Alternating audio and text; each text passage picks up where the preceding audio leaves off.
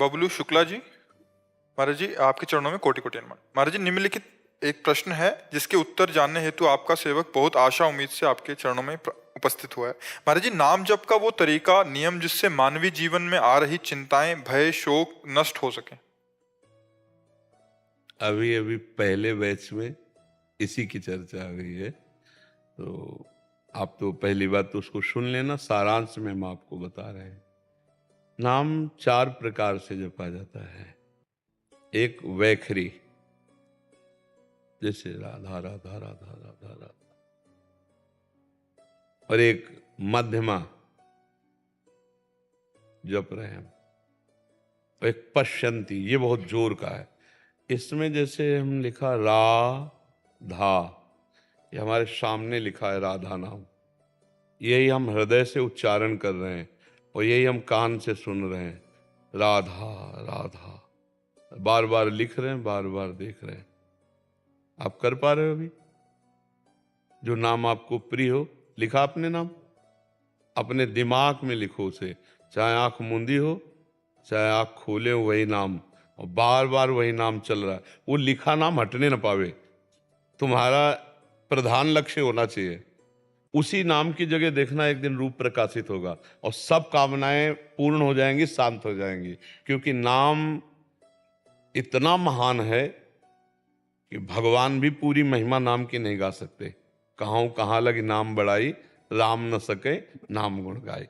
स्वयं प्रभु अपने नाम की महिमा का पूर्ण वर्णन नहीं कर सकते, तो कोई संत महात्मा शास्त्र की तो बात जाने दो, भगवान स्वयं महिमान है। तो इसलिए हम बार बार जो नाम प्रिय हो उस नाम को पहले लिखें और सुने। पश्यंती, फिर परावाणी से नाम स्वयं चलता है। उस समय फिर कोई कामना, कोई वासना नहीं रह जाती।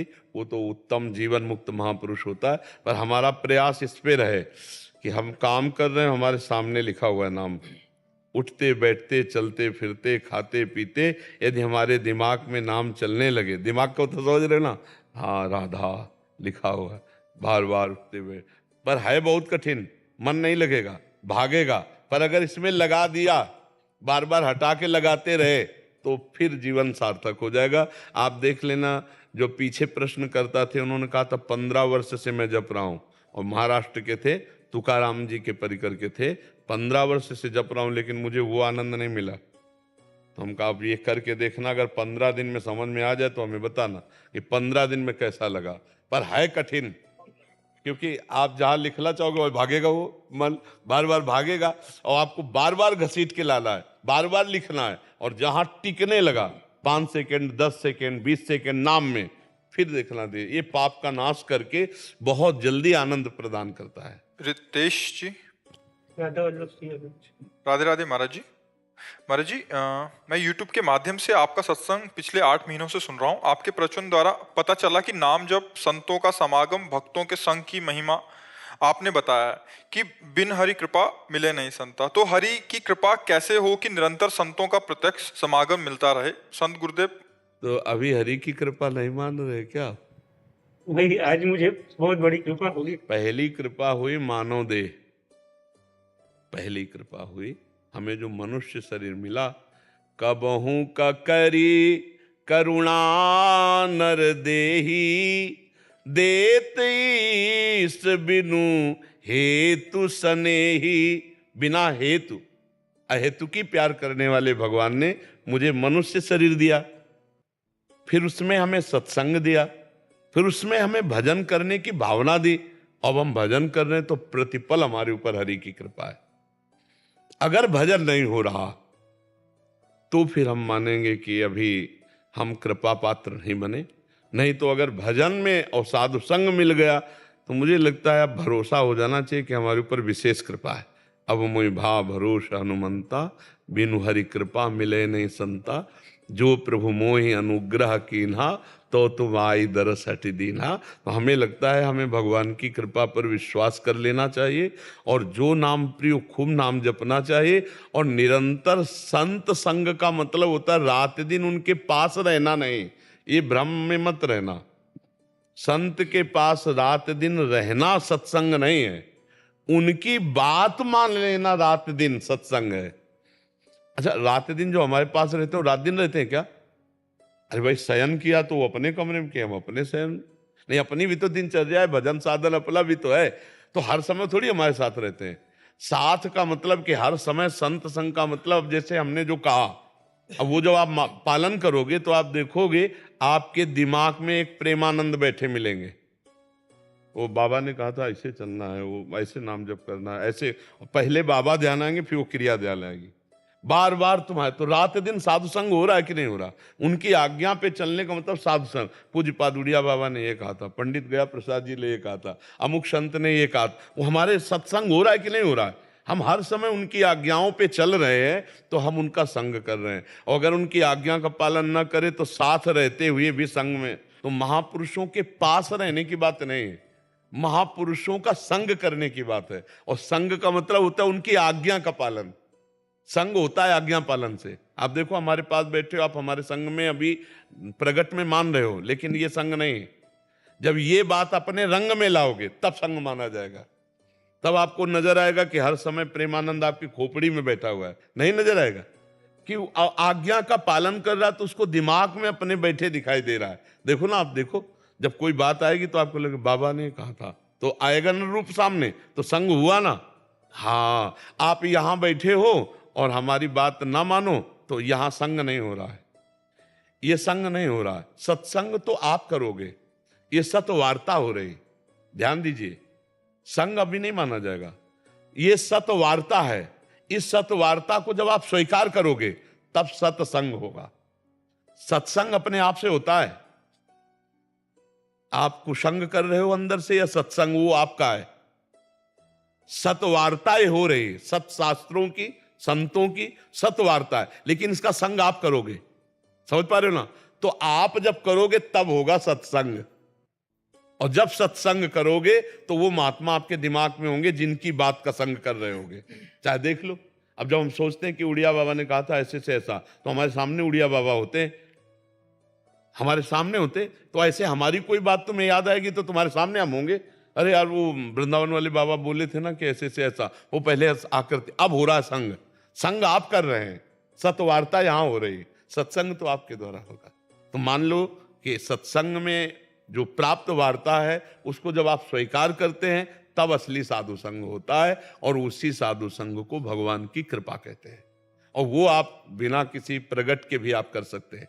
प्रगट में कितनी देर आप साथ रह सकते हैं? किसी भी संत के पास कितनी देर रह सकते हैं? और शास्त्र आज्ञा करता है रात दिन साधु संग करो। भक्ति कर दीप प्रेम करी बाती, साधु संगति करे अनुदिन राती। रात दिन साधु, तो रात दिन कोई साधु संग के संग पड़ा रहेगा क्या भाई? साधु संग की आज्ञा का पालन करना रात दिन माना जाता है। ऐसा थोड़ी कि एक कमरे में भाई पढ़े तो हम साधु संग कर रहे हैं। नहीं नहीं, साधु संग का मतलब उनकी आज्ञा का पालन करना। तो समझ पा रहे हैं आप? तो पूरी उसमें सपोज हम इधर हम लोग सत्संग तो कर लेंगे अंदर, पर फिर कोई मतलब दुविधा आ रही है। आज जैसे प्रवचन में आया कि जो दया भाव है या सहनशीलता है, जो संतों को भी दुविधा कर देते। एक हम गाइड रखते हैं अपने साथ जो हमको हर समय बताता रहता है, वो आप भी रख लो। नाम नाम पाहरू दिवस लिसे, अले पाहरू माने पहरेदार, अंगरक्षक, वो आपको बताता जाएगा। सर्वज्ञ है नाम। यहां फंस रहे हो तुम, हटो।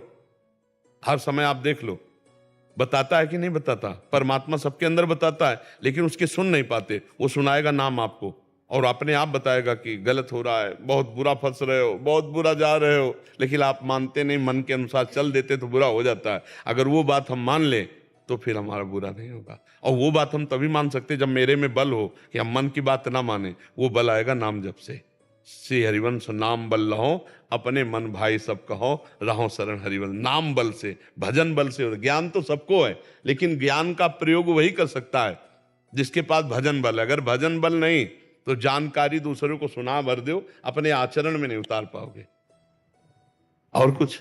और महाराज जी के ये जो भी कलयुग अभी मतलब मैं तो मान रहा हूँ कि कलयुग नहीं है। कहाँ कलयुग? नहीं, कलयुग है कहाँ? अभी को आपको दिखाई दे रहा कलयुग? मतलब अज्ञानता मूढ़ता चल रही है समाज में। किसके पास? हमारे चल रही है, और कहीं थोड़ी चल रही है। भैया चश्मा लाल तो सब लाल, चश्मा हरा तो सब हरा, और चश्मा पापी तो सब पापी, और चश्मा राम का तो सब राम, और चश्मा श्याम का तो सब श्याम। तो हमें बदलना क्या है? अपना चश्मा बदलना है, कुछ नहीं और बदलना। अच्छा बताओ, यहां कोई कलयुग नजर आ रहा है? तो ऐसे ही हर समय आप अंदर से रहो ना, भगवान का नाम जप करें, भगवान का चिंतन कर रहे, सब में भगवत भाव करें। कलयुग है ही नहीं। आप गंदे आचरण करो, गंदी बातें सोचो, तो कलयुग तो है ही है। फिर तो भ्रष्ट ही होला। तो क्या ये और युगों में नहीं होता था क्या? अगर आप ये बात सोचो तो क्या और युगों में ये गंदी बातें नहीं होती थी क्या? सब होती थी। अब प्रमाण है ऐसा, सब होती थी भैया।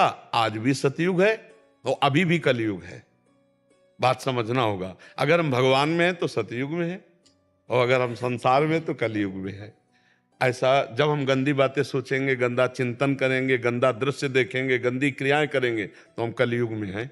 और भगवान का चरित्र गा रहे हैं, भगवान के चरित्र सुन रहे हैं, नाम जप कर रहे हैं, दूसरों को परोपकार कर रहे हैं, सब में भगवत भाव कर रहे हैं, तो सतयुग है हमारे लिए। कोई परेशानी नहीं।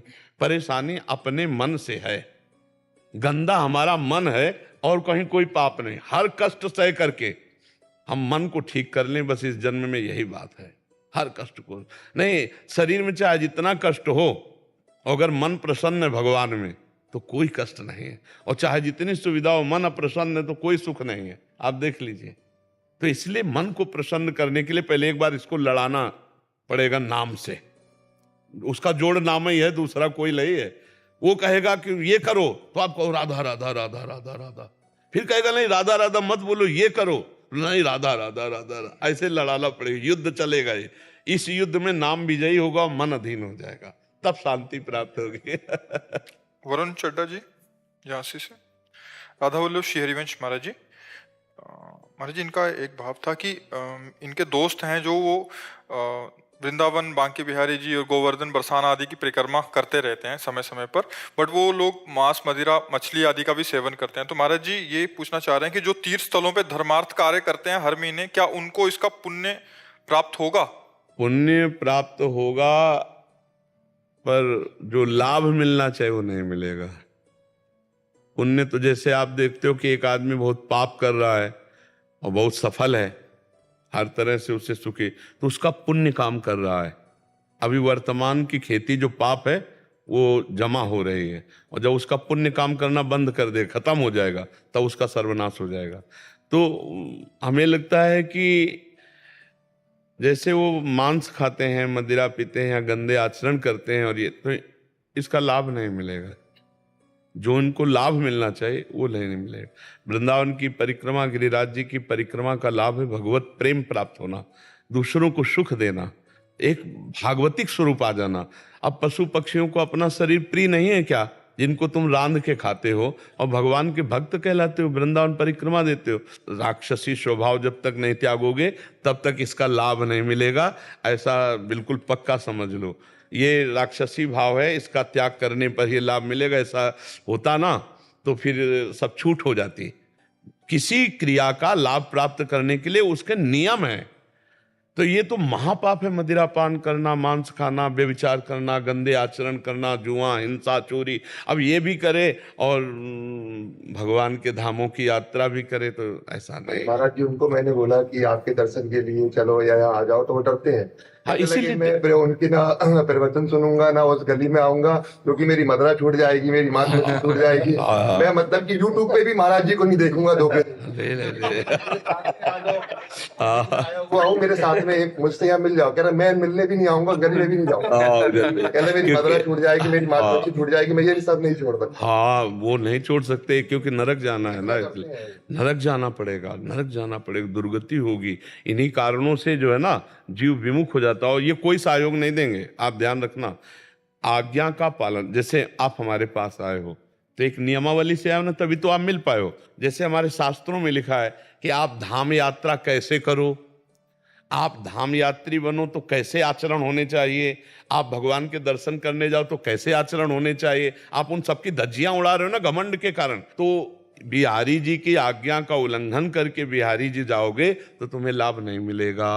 20 साल पहले महाराज जी मैं भी मीट मछली खाता था, लेकिन कुछ आपका फेसबुक में जोड़ा, तो जुड़ते जुड़ते क्या हुआ चमत्कार कि मैं अंडे के ठेले पे भी नहीं देखता हूँ। नहीं, गलत बात ना करें। हाँ, बहुत अच्छा, धन्यवाद आपको। और तुम्हारे दोस्तों के प्रति भी हम प्रार्थना करते हैं कि भगवान सद्बुद्धि दें। नए बच्चे हैं, सद्बुद्धि दें, आज नहीं तो कल कभी ऐसा झटका फंस गया कि मतलब कोई ऐसा प्रसंग आ गया, उनके दिमाग में चढ़ गया, तो छोड़ सकते हैं। पूछते हैं छूट गया, मैंने कहा मेरा छूट गया, और मुझसे मतलब अंडे के ठेले पे भी मेरी देखने की इच्छा नहीं हाँ होती है। नहीं, और घमंड मत करना, नहीं देखने क्या फिर खाने लगोगे।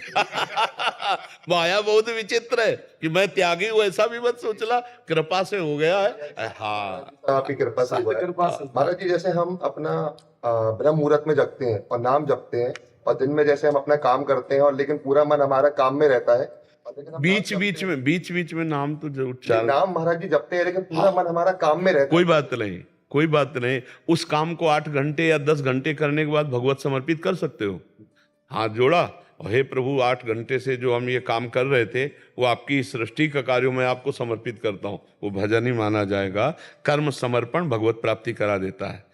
कर्म समर्पण, ये तो सर्वाणि कर्माणि मयि सन्न्यस्य मत्पराः, भगवान को जो कर्म समर्पित कर दिए जाते हैं वो भजन बन जाते हैं। तो आप बीच बीच में नाम जप करते रहो, और जो कर्म करते हो भगवान को समर्पित कर दो, ठीक है। इससे आपका परम मंगल होगा। और धन्यवाद, आप सब जवान भाई हमारी बात सुनते हैं और आप सतमार्ग में चलते हैं, तो अच्छा है। और जो ये लोग भाग रहे हैं ना, कटिंग कर रहे हैं ना कि जाएंगे नहीं सुनेंगे नहीं, देखना, क्योंकि अब किसी भी तरह से सही थोड़ा तो कनेक्शन सतमार्ग का पकड़े। सतमार्ग एक दिन ऐसी परिस्थिति लाएगा कि इनको छोड़ना ही पड़ेगा, और ये भगवान के मार्ग में आएंगे। हम आज तुम्हें बता रहे हैं क्यों, क्योंकि किसी न किसी तरह से झांक के जब हम देखते हैं, तो अगर 100 में 5% अच्छे आचरण घुसे हैं, तो वो 95% को परास्त करके लाएंगे। क्योंकि अच्छे में ताकत है ना। बिहारी जी आना या गिरिराज जी आना, पर उसका सम्यक लाभ अभी नहीं मिल पाएगा, क्योंकि डर रहे ना। देखो, डर घुसा हुआ है ना कि अगर हम सत्संग किया तो हमारा सब ये छूट जाएगा। उनको पता है सत्य में बड़ी ताकत है, वो छुड़वा देगा। तो सत्य में तो लगे ही हैं, थोड़ा तो लगे गए, कनेक्शन तो लग गया। और जिस दिन कृपा हुई बिहारी जी की, उस दिन सब छूट जाएगा। नहीं, एक दिन तो मरेगा ही शरीर, काहे को पाप कर्म करे। अच्छे पदार्थ पाओ, खूब अपने पाने के लिए अच्छे 56 भोग बनते हैं। ठाकुर के भोग में नहीं लगते, 56 भोग लगते हैं। तो 10-5 भोग लगा के पा लो तुम, 56 भोग ठाकुर को लगते, एक से एक पदार्थ बनते। हमारे तो ब्रज क्षेत्र में बिहारी जी, गिरिराज जी या ठाकुर, हमारे ही तो ठाकुर हैं। मदन मोहन जी भी तो हमारे ही है। हाँ, यही से हमारे वृंदावन के ठाकुर हैं। सनातन गोस्वामी जी के आराध्य देव हैं ठाकुर मदन मोहन जी। स्वतंत्र रहना चाहता था, लेकिन गुरु महाराज का आदेश हुआ। हाँ, हमें लगता है कि गुरुजनों की परतंत्रता ही परम स्वतंत्रता है। नहीं, जैसे हाँ, जैसे गुरुजन रखें, हमें वैसे ही रहना चाहिए। माया की परतंत्रता से मुक्त होने के लिए गुरुजनों की परतंत्रता आवश्यक है। इष्ट और गुरु की परतंत्रता ही माया मुक्त अवस्था प्रदान करती है। तो हमें गुरु आदेश में ही रहना चाहिए। गुरु आदेश जो बंधन भी प्रतीत हो तो मोक्ष है, और स्वतंत्र